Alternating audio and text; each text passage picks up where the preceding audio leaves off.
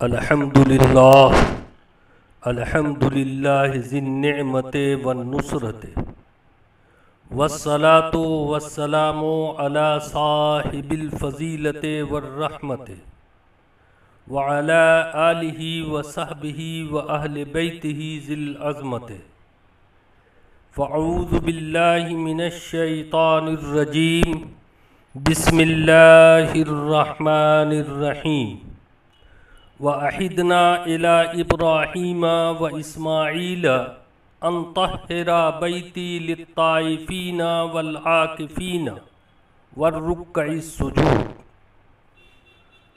وَعَنْ عَائِشَةَ رَضِيَ اللَّهُ عَنْهُمَا أَنَّ رَسُولَ اللَّهِ صَلَّى اللَّهُ عَلَيْهِ وَسَلَّمَ كَانَ يَعْتَكِفُ فِي أَشْرِ الْأَوَاخِرِ مِنْ رمضان حتی توفاہ اللہ عز وجل۔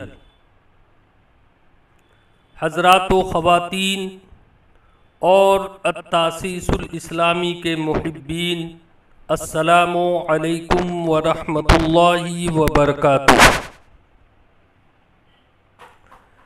رمضان المبارک کی ہزار مبارکبادی کے بعد اس افضل و بابرکت مہینہ رمضان شریف کی ایک محبوب و مقبول سنت اور اس مہینے کا عظیم تحفہ اعتکاف اور اس کے احکام و فضیلت کو لے کر حاضر ہوا ہوں۔ برادران ملت اسلامیہ، اعتکاف عربی زبان کا لفظ ہے جس کے معنی لغت و ڈکشنری میں ٹھہر جانے اور خود کو روک لینے کے ہیں، اور فیروز اللغات میں ہے کہ نفس کو دنیاوی لذتوں سے باز رکھنے کا نام اعتکاف ہے، اور شریعت کی اصطلاح میں رمضان المبارک کے آخری عشرہ یعنی 20 رمضان المبارک کو افطار سے قبل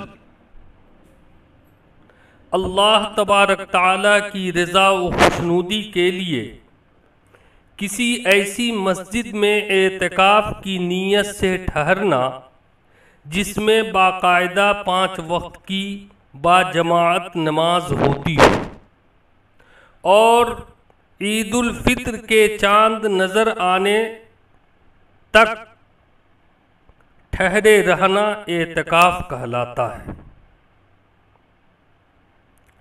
نفس اعتکاف ان عبادات میں سے ہے جو پچھلے انبیاء کرام علیہم الصلاۃ والتسلیم کے زمانے سے چلی آ رہی ہے، جیسا کہ حق سبحانہ تعالیٰ نے حضرت ابراہیم خلیل اللہ اور حضرت اسماعیل ذبیح اللہ علیہم السلام کو خانہ کعبہ کی تعمیر کے بعد طواف کرنے والوں اور اعتکاف کرنے والوں اور نماز ادا کرنے والوں کے لیے بیت اللہ کو پاک و صاف رکھنے کا حکم فرمایا۔ قرآن مقدس کے پہلے پارہ سورۃ البقرہ کے 15ویں رکوع آیت نمبر 125 میں ارشاد باری تعالیٰ ہے، وَأَحِدْنَا إِلَىٰ إِبْرَاهِيمَ وَإِسْمَاعِيلَ أَن طَهِّرَ بَيْتِي لِلطَّائِفِينَ وَالْعَاكِفِينَ وَالرُّكَّعِ السُّجُودِ، اور ہم نے ابراہیم و اسماعیل علیہم الصلاۃ والتسلیم کو حکم کیا کہ میرے گھر کو طواف کرنے والوں اور اعتکاف کرنے والوں اور رکوع و سجود کرنے والوں یعنی نمازیوں کے لیے پاک و صاف کر دو۔ گویا طواف اور نماز کی طرح اعتکاف بھی اللہ رب العزت کے قرب کا خاص ذریعہ ہے کہ باری تعالیٰ نے اپنے 2 برگزیدہ پیغمبروں کو اعتکاف کرنے والوں کی خدمت اور ان کے اعزاز میں مسجد حرام کی صفائی اور خدمت کا حکم ارشاد فرمایا۔ اور رمضان شریف کے اخیر عشرہ کا اعتکاف کرنا رسول اللہ صلی اللہ علیہ وسلم کی مستقل سنت ہے۔ اعتکاف کی فضیلت اس سے زیادہ اور کیا ہوگی کہ نبی کریم صلی اللہ علیہ وسلم ہمیشہ اس کا اہتمام فرماتے تھے۔ حضرت امام زہری فرماتے ہیں کہ لوگوں پر تعجب ہے کہ انہوں نے اعتکاف کی سنت کو چھوڑ رکھا ہے، حالانکہ رسول اللہ صلی اللہ علیہ وسلم بعض امور کو انجام دیتے تھے اور ان کو ترک بھی فرما دیتے تھے، اور جب سے ہجرت فرما کر مدینۃ المنورہ تشریف لائے اس وقت سے لے کر وفات ظاہری تک بلا ناغہ آپ صلی اللہ علیہ وسلم اعتکاف فرماتے رہے۔ جیسا کہ متفق علیہ حدیث میں ہے کہ متفق علیہ حدیث وہ حدیث کہلاتی ہے جو محدثین یعنی ایکسپرٹ آف حدیث کے یہاں ایکسیپٹیڈ ہو۔ اپنے وقت کی عالمہ و فاضلہ ام المؤمنین حضرت عائشہ صدیقہ رضی اللہ عنہا ارشاد فرماتی ہیں ان رسول اللہ صلی اللہ علیہ وسلم کان یعتکف فی العشر الاواخر من رمضان حتی توفاہ اللہ عز وجل، کہ بے شک رسول اللہ صلی اللہ علیہ وسلم رمضان کے آخری عشرہ میں اعتکاف فرماتے تھے جب تک اللہ تبارک تعالیٰ نے آپ صلی اللہ علیہ وسلم کو حیات ظاہری میں رکھا۔ اعتکاف میں اللہ تعالیٰ کے گھر میں رہ کر تقرب الہی کا حصول ہے۔ دنیا سے منہ موڑنا اور رحمت خداوندی کی طرف متوجہ ہونا اور مغفرت باری تعالیٰ کی آرزو و تمنا کرنا ہے۔ اعتکاف کرنے والوں کی مثال ایسی ہے گویا کوئی شخص کسی کے در پر پڑ جائے کہ جب تک مقصد و مراد پوری نہیں ہوگی اس وقت تک نہیں لوٹوں گا۔ اسی طرح اعتکاف کرنے والا اپنے مالک حقیقی کے در پر آ کر پڑ جاتا ہے کہ جب تک رب کی خوشنودی و رضا اور مغفرت کا پروانہ نہیں مل جاتا وہ نہیں جائے گا۔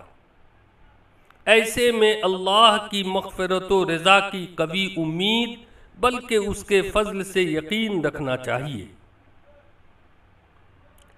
چنانچہ حضرت امام طبرانی رحمۃ اللہ علیہ اپنی کتاب المعجم الاوسط کی 5ویں جلد میں نقل فرماتے ہیں عن ابن عباس رضی اللہ عنہما عن النبی صلی اللہ علیہ وسلم قال من اعتکف یوما ابتغاء وجہ اللہ تعالی جعل اللہ